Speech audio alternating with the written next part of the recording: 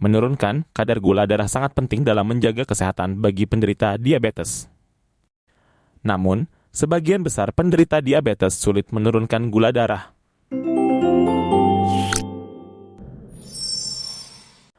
Peningkatan gula darah terjadi ketika terdapat kelebihan glukosa dalam aliran darah. Hal ini disebabkan oleh kurangnya insulin atau ketidakmampuan tubuh untuk menggunakan insulin secara efektif. Tingginya kadar gula darah bisa menyebabkan kerusakan pada saraf, pembuluh darah, jaringan, dan organ jika tidak ditangani dalam jangka waktu lama. Berikut beberapa penyebab mengapa gula darah sulit turun. Dehidrasi. Dehidrasi bisa menyebabkan konsentrasi gula darah lebih tinggi karena tubuh berusaha menghemat air dengan mengurangi buang air kecil.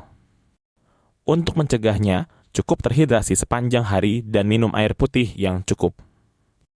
Makan atau ngemil larut malam. Makan atau ngemil camilan tinggi karbohidrat atau manis menjelang waktu tidur bisa menyebabkan lonjakan gula darah. Hal ini karena metabolisme tubuh melambat pada malam hari sehingga sulit mengatur gula darah secara efektif.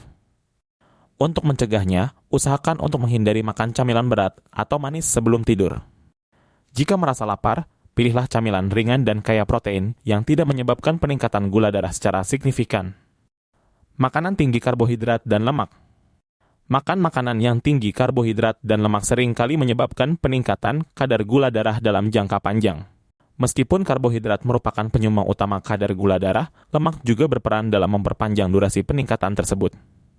Makanan yang tinggi karbohidrat dan lemak meliputi makanan yang digoreng, pasta keju, pizza, dan lain sebagainya. Lemak dalam makanan memperlambat pencernaan dan penyerapan gula, sehingga gula ini diproses secara perlahan dalam jangka waktu lama.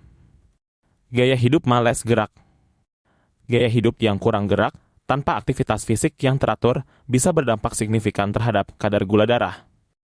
Olahraga membantu tubuh menggunakan insulin dengan lebih efisien sehingga memungkinkan pengaturan gula darah yang lebih baik. Stres. Saat stres terjadi, tubuh akan berusaha melepaskan hormon kortisol.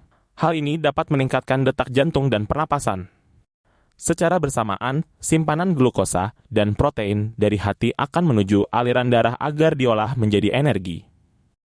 Akhirnya, kadar gula di dalam darah akan meningkat. Kurang tidur. Kurang tidur dapat menjadi bentuk stres kronis yang mengganggu kontrol glukosa dan sensitivitas insulin. Salah satu penyebab paling umum adalah terbangun terus-menerus akibat apnea tidur obstruktif. Hal ini menyebabkan henti napas saat tidur yang mengakibatkan penurunan kadar oksigen. Ketika otak merasakan penurunan oksigen, ia melepaskan hormon stres kortisol yang meningkatkan kadar gula darah dan meningkatkan resistensi insulin. Dosis obat perlu ditingkatkan. Kerusakan organ pankreas yang semakin parah seiring berjalannya waktu membuat dosis obat harus ditingkatkan. Dosis obat yang sama tidak akan efektif menurunkan kadar gula darah bila kemampuan pankreas dalam menghasilkan insulin kian menurun. Biasanya, dokter akan meningkatkan dosis obat oral atau merekomendasikan penggunaan suntikan insulin. Penggunaan jenis obat tertentu. Ada jenis obat tertentu yang menimbulkan efek samping jangka panjang berupa peningkatan kadar gula darah, salah satunya yaitu kortikosteroid atau obat anti radang. Efek samping tersebut wajib diwaspadai pada orang yang menderita diabetes. Berikut cara menurunkan gula darah agar kadar gula darah sobat sehat dapat kembali normal. Rutin berolahraga minimal 15 menit secara kontinu, seperti jalan kaki, bersepeda, berenang, dan lain sebagainya. Atur pola diet, rendah gula, rendah karbohidrat, dan rendah lemak, juga hindari makan dalam porsi besar dalam satu kali makan. Hindari stres tinggi, cobalah untuk relaks. Hindari makanan berkadar gula tinggi, minuman manis, hasil fermentasi seperti tape, sirup, soda, serta perbanyak minum air putih. Perhatikan dosis obat dan konsumsi obat secara rutin.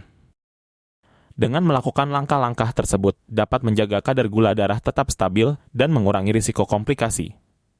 Jangan ragu untuk berkonsultasi dengan dokter atau ahli kesehatan untuk mendapatkan penanganan terbaik sesuai kondisi.